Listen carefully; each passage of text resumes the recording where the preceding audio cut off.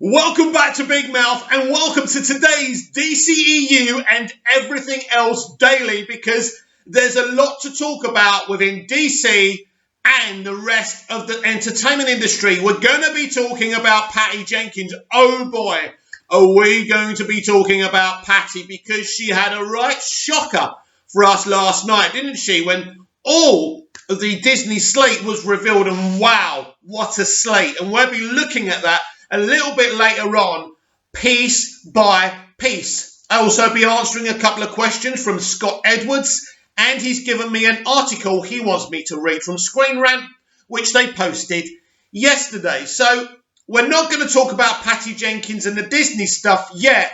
We're going to talk about what she's been saying about Wonder Woman 3. Now, she said all this before, but she's been interviewed this week by Sean O'Connell at Cinema Blend, and she's talking about Wonder Woman 3. She's written a whole script with Jeff Johns. Now, she reckons she wants to go back and not do that idea now because of the way the world is.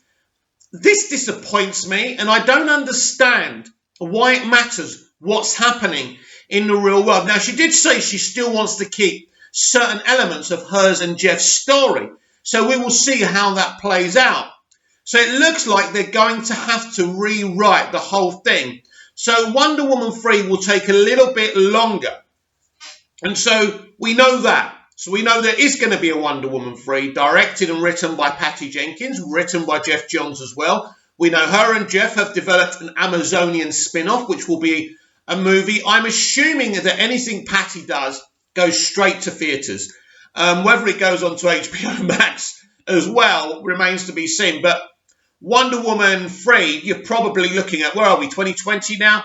I don't think we can't, I don't think we're going to see any of this stuff in terms of her doing DC stuff till 2023, because she's got so much on her plate right now.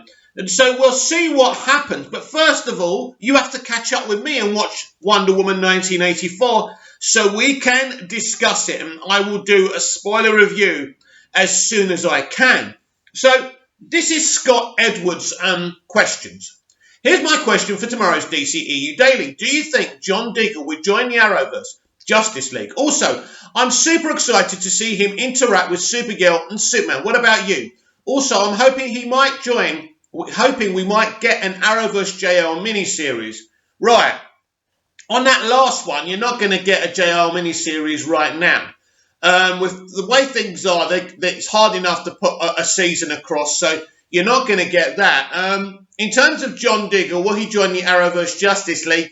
Maybe eventually. I don't think that's a thing. I think this 5-arc he's doing, this 5-arc story, as I've said before, is just about him coming to terms with the Ring and being a Lantern. Has he been to OR yet? Has he met them? Has he spoken to the other Lanterns? These are things that have to be sorted out before he can do that. In terms of him interacting with Supergirl and Superman, yes, I cannot wait for that. It's going to be very, very exciting. Of course, he's already interacted with them, so we know he's got a core relationship with those Arrowverse characters already. So now we go to the article that Scott wanted me to do, and this is who David Ramsey's new Legends of Tomorrow character could be from Screen Rant.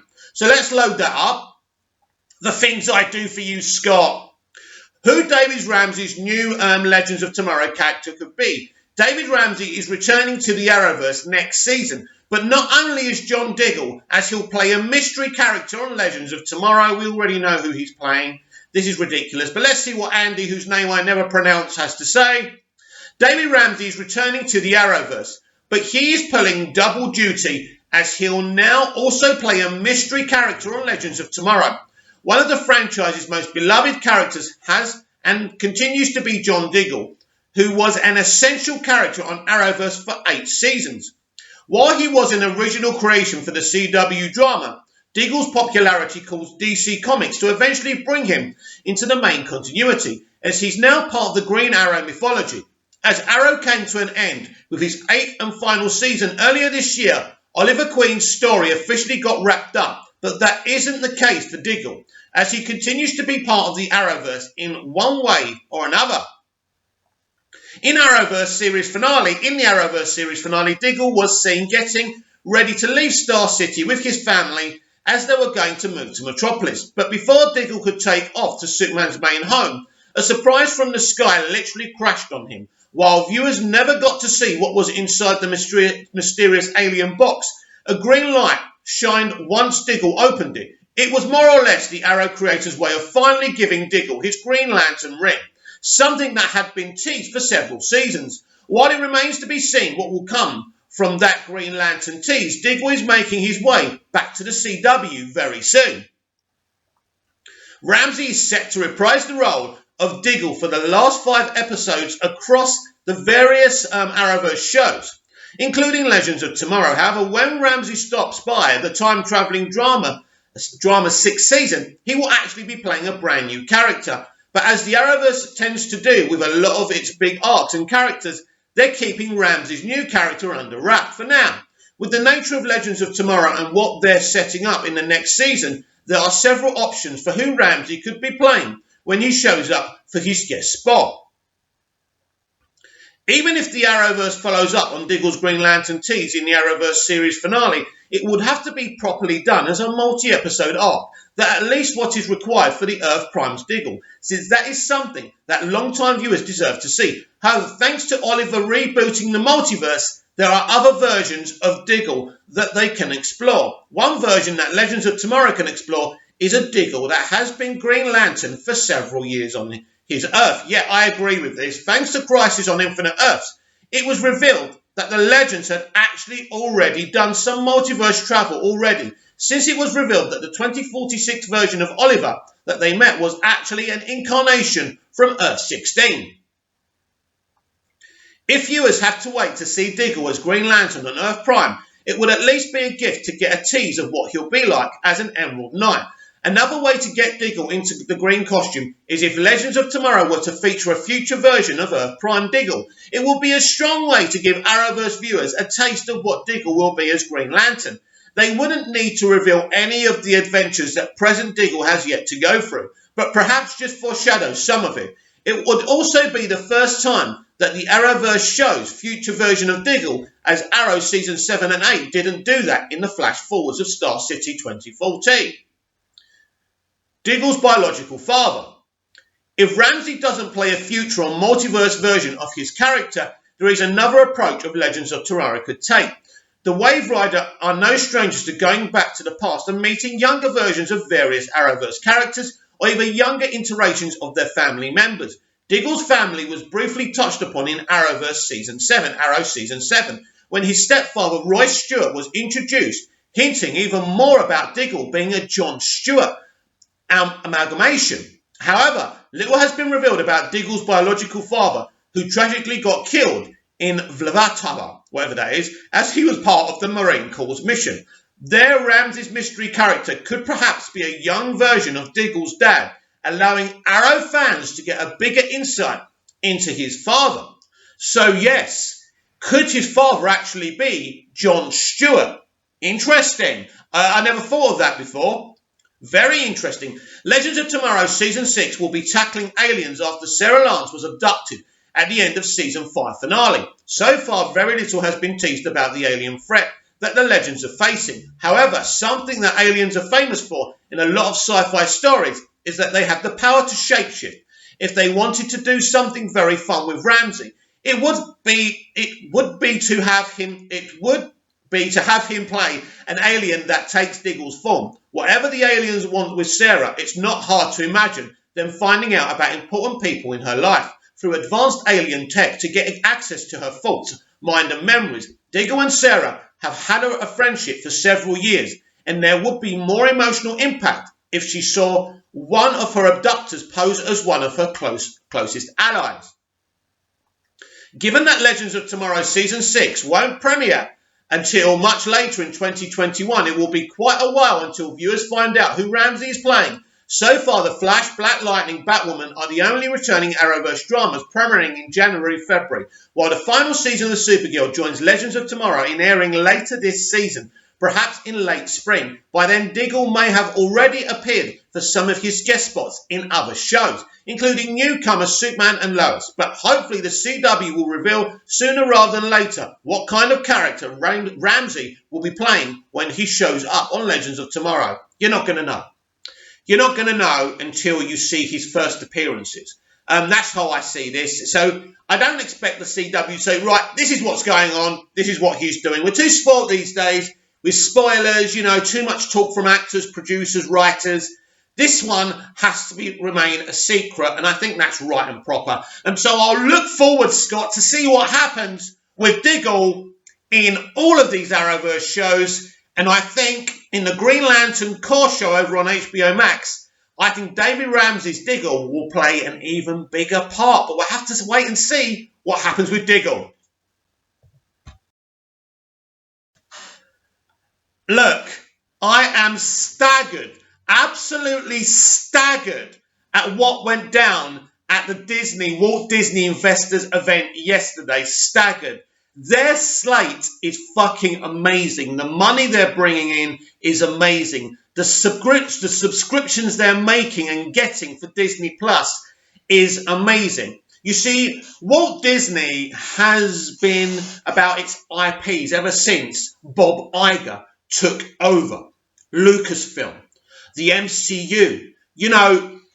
This is amazing. They're just, listen, a lot of us DC fans, including me, have got a lot of hate for Disney, even though I love their content. I'm not going to lie, but I think it's jealousy more than hate. We wish our beloved DC and Warner Brothers were as organised and as successful as this company.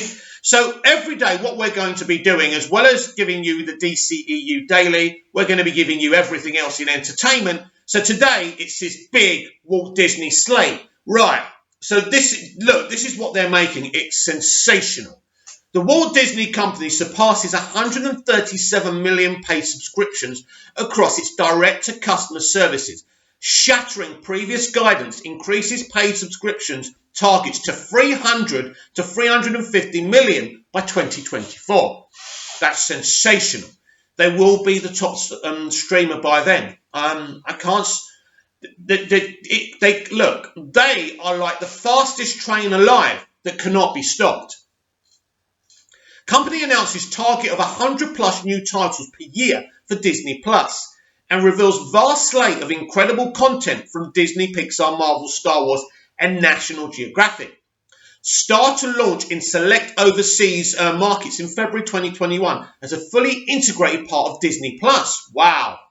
What is Star? Star to launch. What is Star though? Fully integrated part of Disney Plus with its own brand, tile and a wide array of general entertainment for the company's renowned television and film studios that will double the content catalogue. So is Star kind of the 20th Century Fox stuff? I'm not quite sure.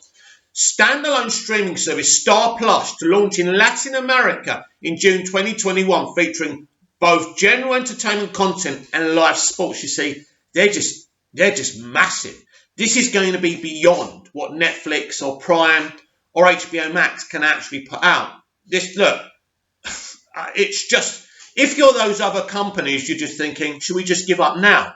It's shattering. If you feel you're in competition, the only thing is the other streamers just need to have their own viewers and the kind of things that they can do, and they need to make a profit and they need to be ambitious.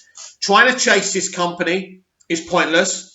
The Walt Disney Company today revealed the ambitious next steps in its global streaming expansion at its 2020 Investor Day, with new details on the future of its direct-to-consumer services, Disney Plus, Hulu, and ESPN Plus. A first look at its upcoming international general entertainment content brand, Star, and previews of an exceptional slate of all new content. Bob Chapek, Chief Executive Officer of the Walt Disney Company, and Bob Iger, Executive Chairman and Chairman of the Board, led the virtual event, which included presentations from leaders of the company's content and distribution teams, along with financial updates from Christine McCarthy, Senior Executive Vice President and Chief Financial Officer, and Lowell Singer, Senior Vice President, Investor Relations. The tremendous success we've achieved across our unique portfolio of streaming services with more than 137 million subscriptions worldwide has bolstered our confidence in our acceleration toward a DTC first business model, said Mr. Shapett. With our amazing creative teams and our ever-growing collection of high-quality branded entertainment that consumers want, we believe we are incredibly well positioned to achieve our long-term goals. During the Investor Day presentation, the company announced that as of December the 2nd, its portfolio of direct-to-consumer services has extended a total of 137 million global paid subscriptions, including 11.5 million ESPN Plus subscribers, 38.8 million Hulu subscribers, and a staggering 86.8 million Disney Plus subscribers since its launch in November 2019. That's over a year ago now.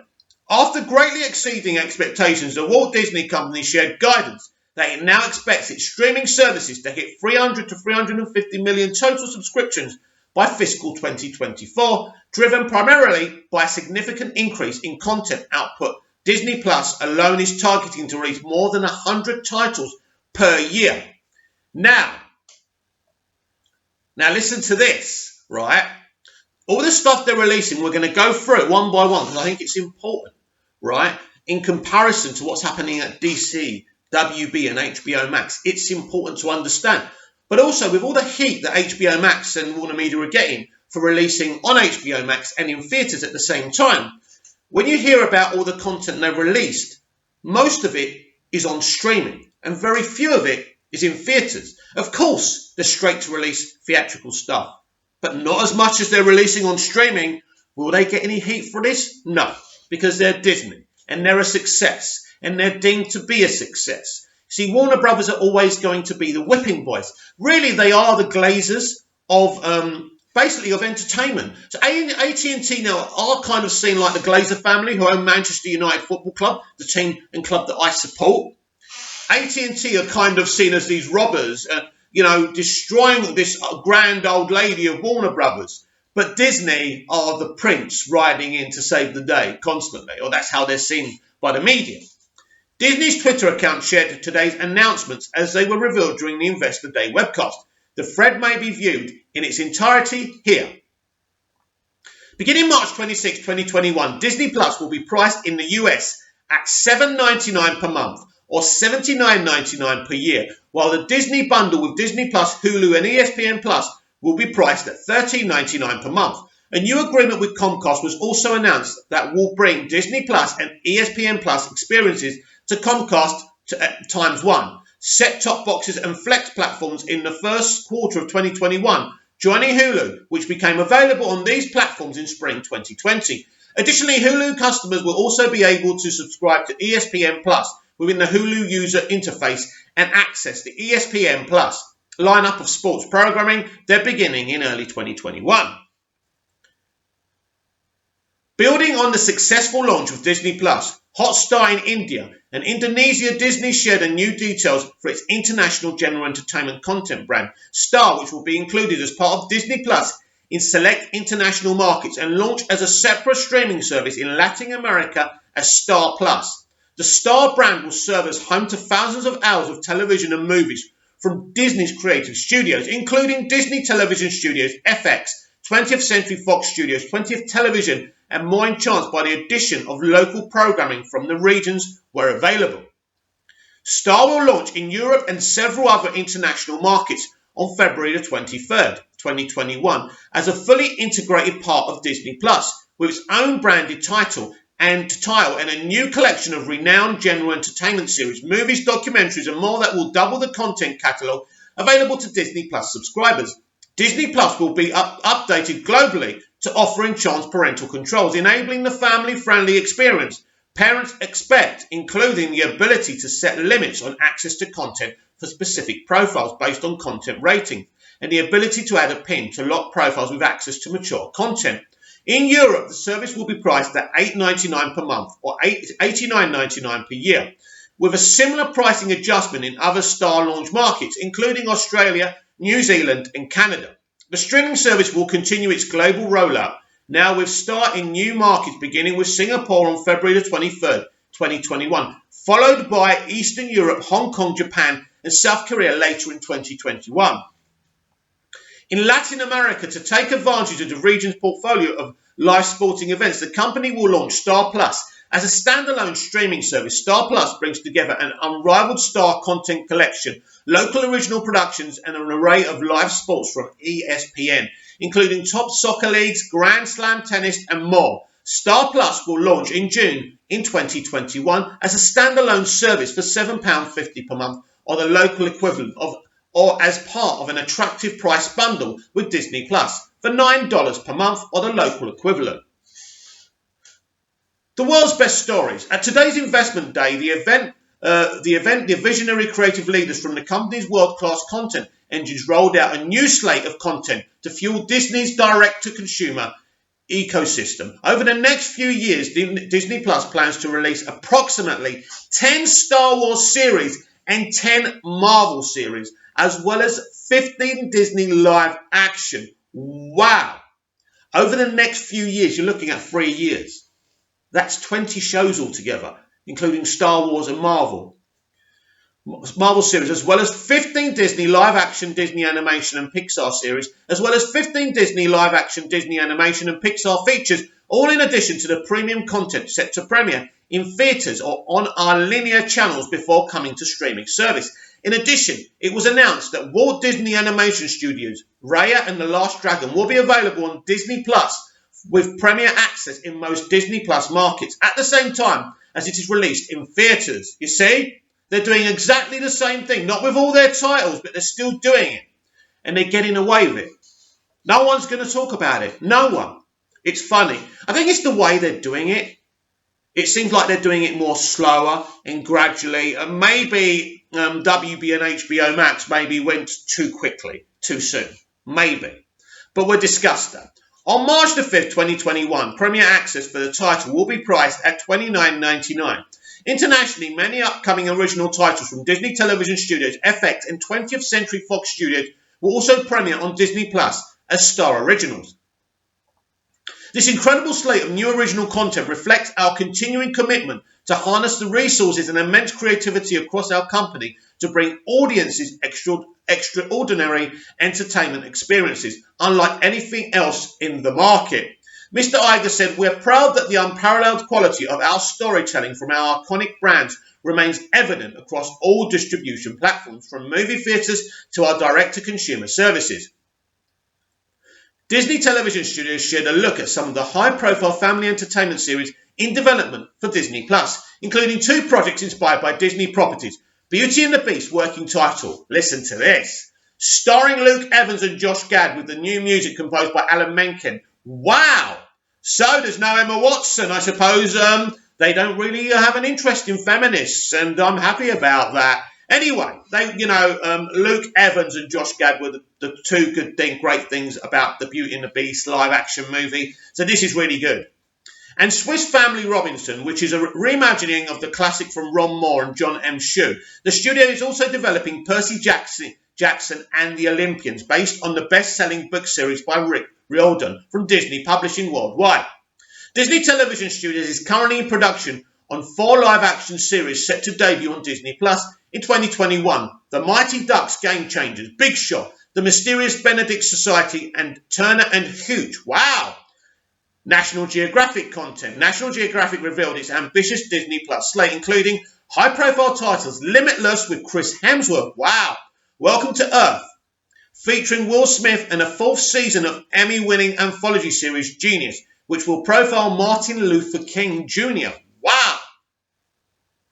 The studio also announced the new documentary film Kostutu, which will debut in theatres before coming to Disney Plus alongside new documentary series Secrets of the Whales, A Real Bug's Life, and America the Beautiful. Content for Hulu and Star. The Kardashian Jenners will create new global content under a multi-year deal to stream exclusively on Hulu in the US.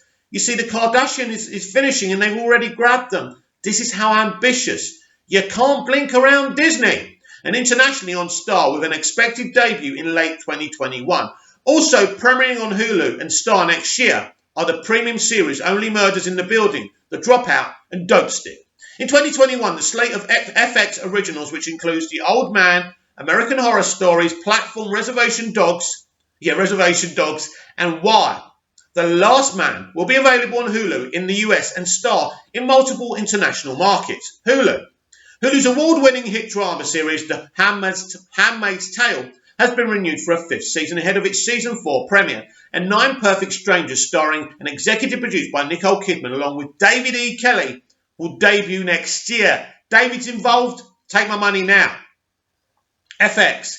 In addition to Hulu in the US, the FX premium content brand will bring its library of award-winning content and exclusive new originals to star around the world. FX has ordered 4 additional seasons of It's Always Sunny in Philadelphia for the linear channel FX on Hulu and Star, smashing the record for longest-running live-action sitcom in television history. The group announced that it's developing the first series adaptation of the science fiction horror classic Alien, and it is in advanced talks for a 2-season order of The Stones. But let's go back to a TV adaptation of the horror fiction classic Alien. What is all that going to be about? I can tell you it's going to be set on Earth. Very, very exciting. Advanced talks for 2-season orders of The Stones, a drama series about the world's greatest and most enduring rock and roll band. The Rolling Stones FX will also embark on one of its most sweeping, sophisticated and adult series with the retelling of James Clavell's beloved epic saga Shogun, set with feudal Japan. Walt Disney Studios content, Lucasfilm. I think this is what you've all been waiting for. Right. Lucasfilm announced an impressive number of exciting Disney Plus series and new feature films destined to expand the Star Wars galaxy like never before. Among the projects for Disney Plus are Obi-Wan Kenobi, starring Ewan McGregor, with Hayden Christensen returning as Darth Vader, and 2 series set in the Mandalorian era from Jon Favreau and Dave Filoni, Rangers of the New Republic and Ahsoka, a series featuring the fan favourite character Ahsoka Tano. So, before we go any further, you have got an Obi-Wan Kenobi limited series, but I think this will go on further. I think they won't let it go. I can't see how they can. It's going to be popular. Anyway, we're going to get Hayden Christensen back as Darth Vader. This is amazing.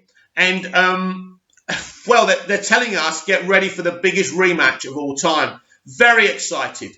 Big Hayden Christensen fan. Forget what the haters say. I loved him as Anakin Skywalker and his return. And I think that Ewan McGregor must have convinced him to do this because he hasn't been doing much for a very long time. There were rumours about him showing up on The Rise of Skywalker, of course. But this is absolutely massive, exciting, epic and awesome. And this is the main Star Wars project I'm really looking forward to. And Ahsoka, as we kind of guessed, is getting her own show. So, Rangers of the New Republic, I don't know what that is, by the way, and Ahsoka, a series featuring the fan favourite character Ahsoka Tano. So, Rangers of the New Republic, that's obviously one show, a separate show, right? And Ahsoka. Now, I think Ahsoka. I think Ahsoka will be in both Rangers of the New Republic and Ahsoka. So, this is going to be interesting. So, she's playing a big part in Disney's Star Wars. Additional new titles announced for Disney Plus include Andor, Star Wars. So basically, Andor is about Cassian Andor from Rogue One, a Star Wars story. That should be interesting. The Bad Batch, Star Wars Visions land. Basically the Bad Batch, Star Wars Visions. What is that? The Bad Batch, Star Wars Visions. I don't know what that means, but the Bad Batch basically is an animated series for Star Wars. And we are getting a Lando Star Wars straight-to-streaming TV show. Basically, this is a sequel to Solo, a Star Wars story. And I foresee everything that was going on in that film continuing. And I expect us to see Solo as well, right? With Emmerich's character. I forgot how you say the guy's name who played Solo in Solo. But I expect all those characters and actors to continue. I think that is a sequel to Solo, a Star Wars story, and it's the only sequel you're ever going to see. That's very exciting. Now, the Acolyte is the one that's supposed to be the all-female Star Wars, but they don't describe it like that. The Acolyte and the Droid story. Yes, they're bringing back C-3PO and R2-D2 for their own series. The studio is also revisiting Willow in a new series with Warwick Davis returning in the title role. Very exciting for Warwick as well. The next feature film in the Star Wars franchise, and this is pretty big, releasing in December 2023, will be Rogue Squadron, which will be directed by Patty Jenkins of the Wonder Woman franchise. Wow. Before we go on, yes, Rogue Squadron is going to be written and directed by Patty Jenkins. But Patty didn't just announce this. Disney didn't just announce this. She did a video telling us all about her upbringing and how she loves to fly, and she's been looking to do a film about flight, but she couldn't find the right story, and now she has. Patty freaking Jenkins is doing a Star Wars movie, as well as doing Cleopatra, as well as having to develop Wonder Woman 3 and the Amazonian spin-off. Where, Patty, are you going to find the time? Look, I'm really happy to Patty. Congratulations to her. I'm a Star Wars fan as well as a DC fan, and that's very exciting. Look, I was shocked. I was shocked to my core. She was talking about United Artists the other day, creating a new studio with some directors who are not happy with what's going on right now. Well, you're working for Disney now, the biggest studio in the world, on the globe. So no chance of that, Patty. This is the thing with these people in Hollywood. They say one thing and do the other. So that would have knocked everyone for six in the industry, because I don't think anyone would have known. But wow, that is amazing. Indiana Jones franchise directed by James Mangold, a Star Wars feature film by writer-director Taika Waititi, and Children of Blood and Bone, based on Tomi Adeyemi's New York Times best-selling novel, round out the feature film slate. Walt Disney Studios Motion Pictures production. For Disney Plus, the studio unveiled star-studded lineup of original movies and official confirmed it will produce Hocus Pocus 2, reboots of Three Men and a Baby with Zac Efron. No, dear. And Cheaper by the Dozen with Kinnear Barris and Gabrielle Union, and a new Sister Act film starring Whoopi Goldberg, who is on board as producer with Tyler Perry. Well, that's exciting. Additional Disney Plus projects revealed include Chip and Dale Rescue Rangers, a hybrid live-action animated film starring John Mulaney and Andy Samberg. Pinocchio, directed by Robert Zemeckis and starring Tom Hanks. Now, let's be clear about Pinocchio. This was supposed to go to theatres. Now, Zemeckis has been told this is going to Disney Plus. He's quite happy about that. He's not shouting and moaning and crying. And like the Dune director, like Christopher Nolan, this is how you deal with it. This is how you have good people working for you. And this is just great. Pinocchio, directed by Zemeckis and starring Tom Hanks. Again, take my money. Anyway, Peter Pan and Wendy, starring Jude Law as Captain Hook and Yara Shahidi as Tinkerbell. Wow. And Disenchanted. Oh, wow, Disenchanted. This is the sequel to Enchanted, with Amy Adams returning as Giselle. New live-action biological films set for the service include Greek Freak about NBA star Giannis Antetokounmpo, as well as projects about Kenan Lowe and Chris Paul. The group is also developing new animated takes on the favourite 20th Century Studios titles, Diary of a Wimpy Kid, The Ice Age Adventures of Buck Wild, starring Simon Pegg, and Night at the Museum. Wow. The studio also previewed its slate of feature films, including Jungle Cruise, Cruella, and a prequel to The Lion King, and The Little Mermaid. Walt Disney Animation Studios. Walt Disney Animation Studios made several announcements today highlighting the upcoming feature film, Encanto, which includes new songs by Emmy, Grammy and Tony Award winner Lin-Manuel Miranda, and is slated for theatres in November 2021. The studio also revealed that Raya and the Last Dragon will debut simultaneously on Disney Plus Premier Access and in theatres in March 2021.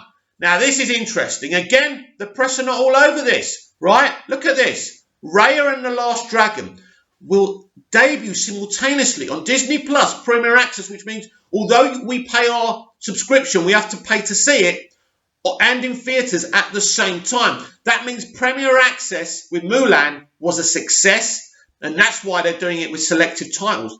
And let's face it, we're looking at when? access in theatres in March. So it's March. So it's still early. The pandemic will still be an issue there. But still, that Premier Access thing is a little bit dodgy, right? But everyone's fine with it. Everyone accepts everything that Disney does. Look, I'm impressed with what they did yesterday and what they've revealed, I must admit. But that, not quite sure.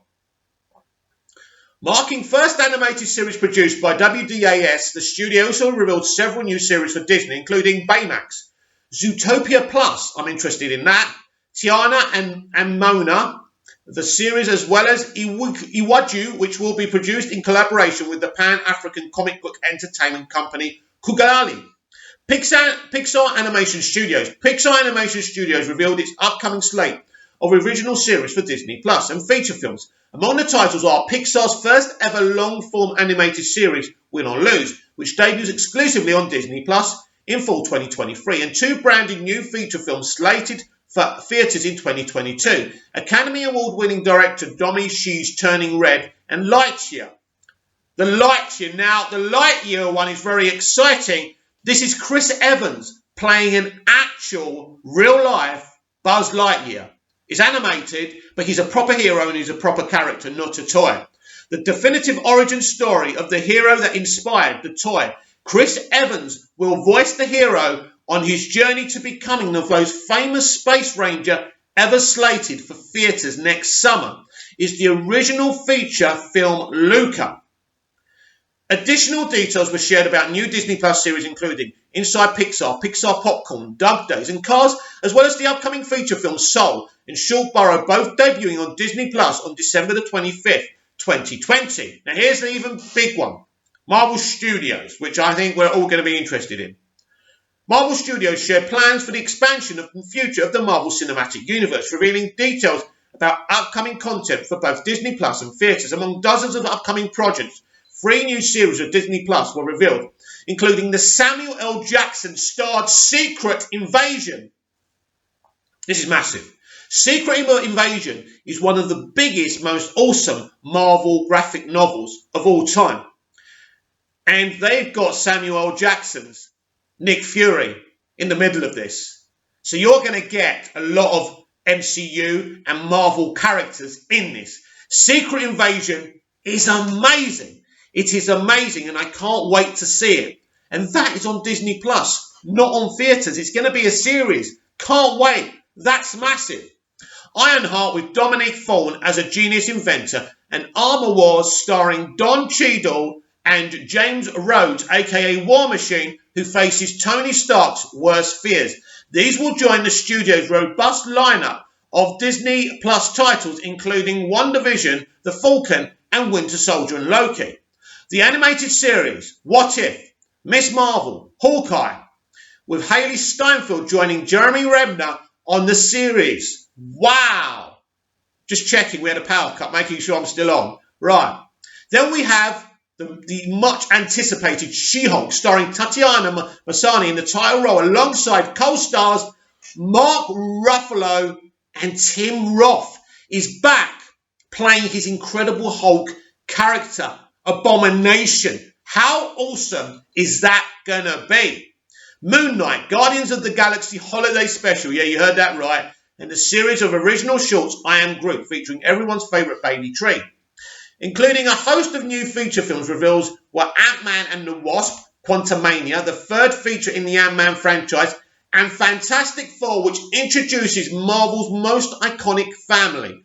Marvel Studios' upcoming feature film also include Black Widow, Shang-Chi, The Legend of the Ten Rings, Eternals, Doctor Strange in the Multiverse of Madness, Thor, Love and Thunder, Black Panther 2, Blade, Captain Marvel 2, and Guardians of the Galaxy Volume 3.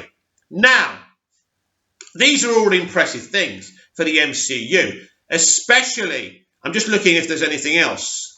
There's nothing else to announce, right? So, the MCU announcements are slightly more underwhelming. And there's no announcements for any X-Men property. Just Fantastic Four. That's interesting. And, you know, I just feel that's an opportunity missed. Why is he waiting so long? Does that mean that Feige is looking to introduce the X-Men in Phase 5? That would definitely... But listen. Let me just catch a breath for a minute. Let me just catch a breath, because there's a lot to react to this. So, I mean, you've got something like Don Cheadle returns as James Rhodes, a.k.a. War Machine. Wow. Wow. You've got, where are we? You've got John Watt directing Fantastic Four. I'm surprised he's doing it, but they obviously like him. There's just so much. Samuel L. Jackson is back as Nick Fury, and Ben Mendelsohn from Captain Marvel returns as the Skrull Talos in Marvel Studios' original series Secret Invasion, coming to Disney+. You know, I mean, look, we could go on all day. There's just lots of details, lots of reveals. But I think, I mean, when you look at the MCU compared to the DCEU, it's interesting because you have got quite a few movies, and Kevin Feige himself says, you know, Spider-Man 3 and Doctor Strange are delving into the multiverse, which obviously will change the MCU forever, which I believe is why he's waiting to introduce the X-Men. That has to happen, because I think he's going to grab the X-Men from the Fox universe. That's what I think he's playing at. I think the Fantastic Four will be totally brand new, so that'll be interesting what they do with that.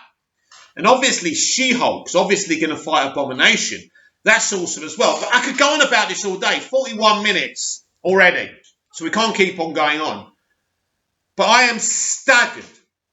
Here's me during fandom, DC fandom, thinking, yeah, see, Disney, beat that. And they have considerably. So what do DC, WB and HBO Max need to do to beat that? What I've just read out. You know, the Obi-Wan series. All the other list of Star Wars stuff they're doing. The Ahsoka series. There's so many things they're doing. Let alone the other stuff. So it's so massive and so huge. Secret Invasion is the one. I think I'm getting Secret Wars and Secret Invasion mixed up. But Secret Invasion is just as good. But there's just so many things to look forward to. Right? And you look at it and you say, what do Warner Media have to do? They need more IPs. It's as simple as that. DC simply isn't enough. Now, they have a dormant Harry Potter franchise that could be something to compete with Disney and what they've got. And I'm not talking about Fantastic Beasts. It's time, Joe.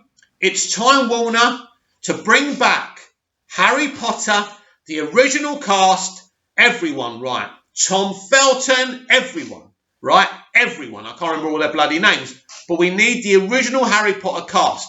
We need the continuation after Deathly Hallows. If it's several years later and they've got their families and there's a new threat, whatever. You need to make another 5 movies. The Fantastic Beasts thing was always a risky accomplishment. Why?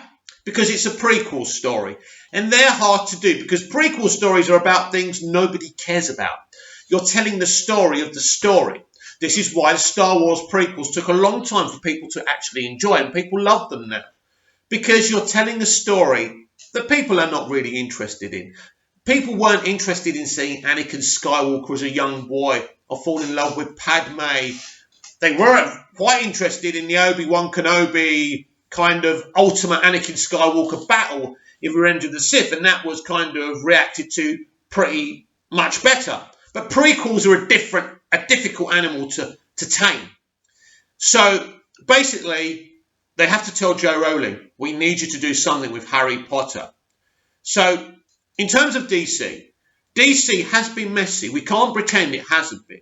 From the very off, you know, there's been too many cooks in the kitchen. It was a mess. Who was in charge? Snyder, Johns, you know, Sujihara. Who was running things? All these different people making decisions, and it was a mess, which culminated in the most embarrassing thing in film history, Justice League, right? And that was everybody's fault. Everybody's fault, right? In the end, you need to have a leader. You need to have your geniuses. You need to know who's running your camp. Now, hopefully, with what's going on over at DC now with Hamada and Jim Lee developing this multiverse strategy, maybe we can have a lot more fun there. Maybe there could be different corners of the DCEU. I'm just saying, that, they have to do something here because they're losing a very important war. So they need to sort that out. And I'm more excited about what I heard on Fandom. I'm excited about the future projects. I'm excited about Flashpoint. I'm excited about Zack Snyder's Justice League. But Zack Snyder's Justice League shouldn't have had to happen like this. It should have just been done and released in the movie theatres in its original date.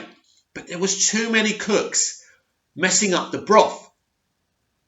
But when you look at Disney, and I know Disney's Star Wars, the sequel trilogy, is a bit of a mess. But I think they're repairing that mess. That's the thing now. I think that The Mandalorian has fixed a lot of those problems, and they will continue to fix those problems. The sequel trilogy is there. You either like it or you don't. But Star Wars is bigger than one trilogy, and it continues. They learn from their mistakes and they move on. And look what they're doing now. Very, very exciting stuff. The MCU, Star Wars, animation, Disney Pixar, their fairy tale stuff. Disney Plus is a massive platform. You heard me read out those numbers. It is absolutely sensational. Now, I don't want to sit here winding DC fans and WB fans because that's what I am as well. But finally finishing off, repeating something that I've told you and said to you many, many times.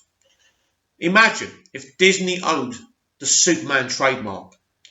Yesterday, we would have heard a Supergirl thing being announced, a Superman thing being announced, lots of different things. You probably would have got a Jimmy Olsen story, Perry White, different things. And Superman would have his TV shows and movies.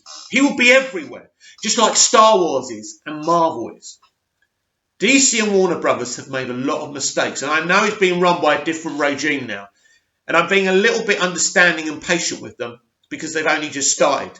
And the pandemic has been problematic, as we've seen with these announcements of things being streamed on HBO Max and in theatres and the storm it's caused. But, my patience will run thin eventually. Where's the Superman announcement? What's going on? This is the difference between Disney and Warner Media. And unless they get with the program, they will be trampled on and destroyed. And finally today, because we're nearly at the 50-minute stage, which is far too long, it's going to take forever to upload this video. Have you ever heard Jezebel? Jezebel Ray, who seems to think she knows everything about films. I follow her on Twitter, or do I? I can't remember. This is what she had to say. I'm so bummed out about this fallout between Warner Brothers and Christopher Nolan, and now Denis Villeneuve. This movie studio introduced me to so many of my favourite films of all time by entrusting in their filmmakers' visions, and now it is self-imploding. Right, I've already written back to her, but I'm going to say I didn't notice the last bit. That hasn't changed, Jezebel. They are still trusting directors with their visions. What these directors are upset about is because domestically, Warner Media will release all their films, the films that they've directed, on HBO Max, as well as movie theatres where open in America and the rest of the world. So really, they haven't got anything to complain about. Jason Kilar did a full interview yesterday and said they are going to be very, very generous to filmmakers and actors and give them the royalties and additional payments they would get with a full cinematic release, because it's nobody's fault. There's a pandemic. I think the problem of these two directors is they're worried this could go on. But the problem is here, Jezebel's going, Warner Brothers is self-imploding. It's not. Don't you understand, Jezebel? They have to make money. They are sitting on a streaming service that's moving very slowly, because I think they made a mistake in opening it too early. I think they should have waited to have big events on it, right? And I know they've got Zack Snyder's Justice League and some stuff next year. I get that. But I think part of the motivation of doing all this, and this is the problem, and everyone can see this, is they've got very few events to lure people in. And this is the problem as well. So there is a bit of a mess over at HBO Max, I will say that. But there's no self-implosion. I think that what Warner Media should do is make really good films. Is to make the best DC universe and the best Harry Potter universe. And if I'm fortunate If these directors don't want to be involved in that, then you go to film schools and you get new talent and you do it that way. But at the end of the day, I'm sure great titles and TV shows will continue to be made over at Warner Media, with or without Christopher Nolan and Denis Villeneuve. Because there's one thing to complain, but the language and the kind of direction of thought that they're using isn't very good. It's not well mannered. As I say, it's pretty much like children not getting their own way. And it's really embarrassing. So, what in finalising this, my full final opinion about Warner Media right now, the new regime of Warner Brothers, is this. I think they were overambitious with HBO Max. It should never have been called HBO Max. It should have been called, I don't know what they should have called it, but Warner Brothers should have been in the title. I'm not sure if people, the average Joe out there who's not on film Twitter, understands who is responsible for HBO Max. And it does matter. And I understand why they wanted to put HBO in the name, because of HBO's long regarded good reputation. I don't know what you do. HBO Warner Brothers. That's it. HBO WB. Do that. WB HBO. That would be kind of cool, right? That's it. You must have Warner Brothers there. People must know. And I think that's the real problem here. And so I think they launched it too soon before they had any events. And I know they had the Friends reunion, but that's not good enough. They didn't have a Mandalorian. Green Lantern Corps wasn't ready to go yet. They should have waited another year. You know, Zack Snyder's Justice League is probably not until February and March, right? They could have launched the fucking, streaming service as Zack Snyder's Justice League was launching at the same time. It could have been a massive event. That would have been a better idea. They launched it too soon. And they were behind the curve during a pandemic, right? What Disney Plus did, they were very measured with what they did. Everything's planned and thought out. And this has always been the problem in Warner Brothers competing with Disney.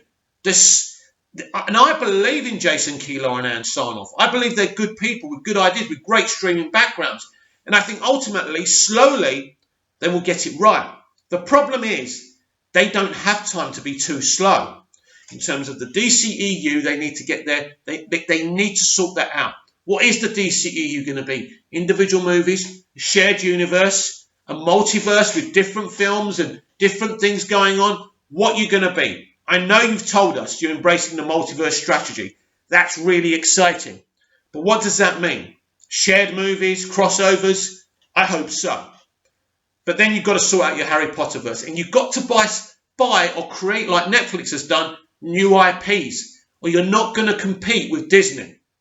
So actually, as a WB and DC fan, it was kind of depressing, as well as exciting, seeing the big slate for the next 3 years of Disney and Disney Plus and everything they own. That's why I read it all out, because I want you to understand the big picture of what the rest of the industry is up against, because they're not releasing everything just in theatres either, but they're doing it in a cleverer, more slower paced way. They're not doing it with everything. And maybe Warner Media should have done that as well. But there is an issue with HBO Max. There is. And I think that Nolan and Villeneuve have got a point. But here we are now. It's kind of, there's a divide in the studio. There's a divide in the studio. And how do we patch this up? Well, they're still going to pay the money they would have made. And the movies are going to be in theatres as well as HBO Max. But the worry is, will people in America just stay at home to watch on HBO Max? This is the problem. So you are, basically, Warner Media are making a statement. This is the beginning. This is the beginning. Let's see if movie theatres can survive. Because no studios are supporting movie theatres. Not really. Not financially. You know, Ann Sarnoff was asked about would she ever subsidise movie theatres, buy movie theatres, and she laughed at the journalist who asked her that. So there you have it. There you have it. This is where we are now. Disney are winning because they're making right decisions. Even when they fuck up Star Wars, they give you The Mandalorian. And they create someone like Baby Yoda, which is inspired by Gizmo from Gremlins, obviously. He's cute, he's cuddly, he's got a great little arc in the series. It works. They always know how to come back from a mistake. But I think the initial idea of having a film every year was a great idea. And it's a shame it didn't work out. And as you can see, there's a couple of films in development, like the Patty Jenkins one and the Taiki Waititi one. Two very interesting projects we know nothing about right now. But then we've got another 10, 10 series of Star Wars content and MCU content. And it's all connected. So, it is depressing being a WBDC fan right now, seeing that. Because when we saw Fandom, we thought, beat that. And they have. But really, I think you should concentrate on yourself in life rather than worrying about other people. Of course, I'm going to be embracing what they're doing with Secret Invasion and Anakin Skywalker returning to fight Obi-Wan Kenobi again. And the Ahsoka series. And, everything else they're doing with the movies as well. It's an exciting time for them. And I've always been a Star Wars fan, as much of a DC fan and as especially a Superman fan. So we will see what happens in these streaming wars. And if WB can get DC sorted out, and if they can get their own house in order as well, with the decisions they have made. But right now, it's advantage Disney. I don't like saying that. It grates against my gut to say it. But I'm sorry. It's just the way that it is.